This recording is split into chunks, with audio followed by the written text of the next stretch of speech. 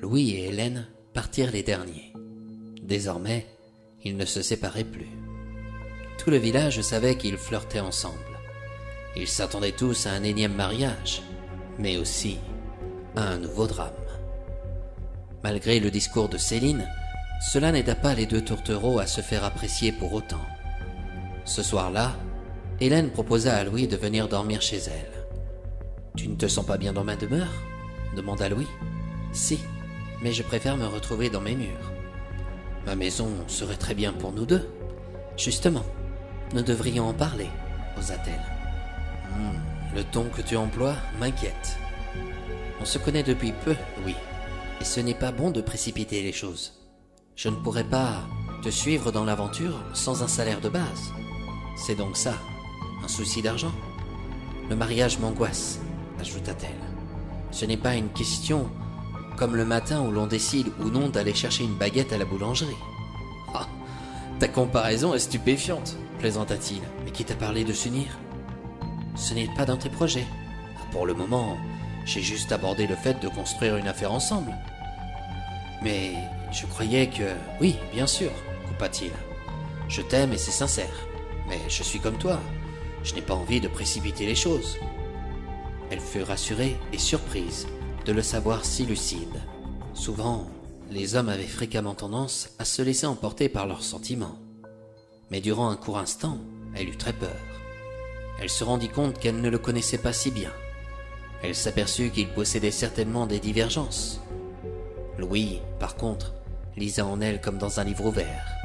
Il jugea important de lui avouer qu'il l'aimait plus que tout.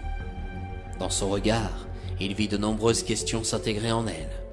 Il découvrit qu'il devait à tout prix les dissiper. Leur histoire ne devait pas se rompre radicalement. En arrivant dans sa demeure, Hélène lui demanda s'il souhaitait boire quelque chose. « J'aimerais juste prendre une bonne douche. Avec toi, » précisa-t-il. « Ah, quand je pense à Céline, elle n'a vraiment pas de chance. Moi, je nage dans le bonheur alors que je ne le mérite pas plus. C'est à chacun son tour. Marc lui était destiné. Ils sont passés l'un et l'autre à côté de leur histoire. Regarde le bon côté des choses. Leurs enfants s'uniront certainement. Tu sais, quand j'ai vu Bertille, cet après-midi, je lui ai parlé d'espoir. Je lui ai proposé d'aller lui rendre visite. Elle n'a pas bougé d'un cil. Elle était dans un état de choc. Elle réalise le mal qu'elle s'est procuré à elle-même, ainsi qu'à son grand-père. N'as-tu pas envie de penser à nous, maintenant? Si, mais nous devons parler. De quoi se lassa-t-il? De l'avenir? Je crois que nous en avons déjà discuté. Je ne vais pas aller par 4 chemins, monsieur Laporte, s'empressa-t-elle de déclarer. Vous m'aimez et cela tombe bien car c'est réciproque.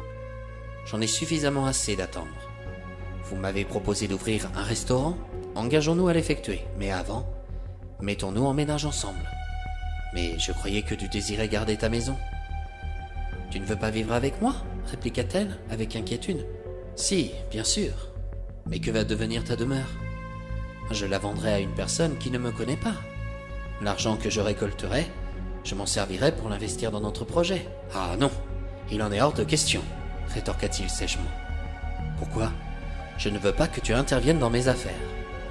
En clair, tu désires être le patron et moi, je devrais me contenter d'être ton esclave, c'est ça? Ah, pas du tout, et ne le prends pas sur ce ton-là. Comment souhaites-tu que je le prenne?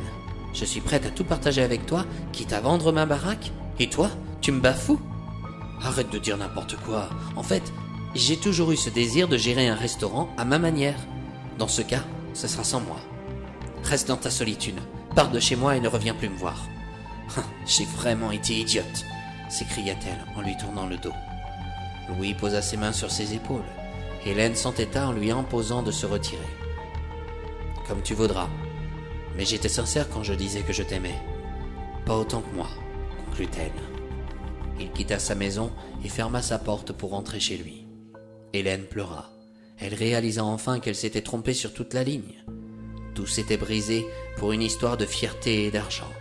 Une relation prend parfois le risque de se construire comme un château de cartes fragile.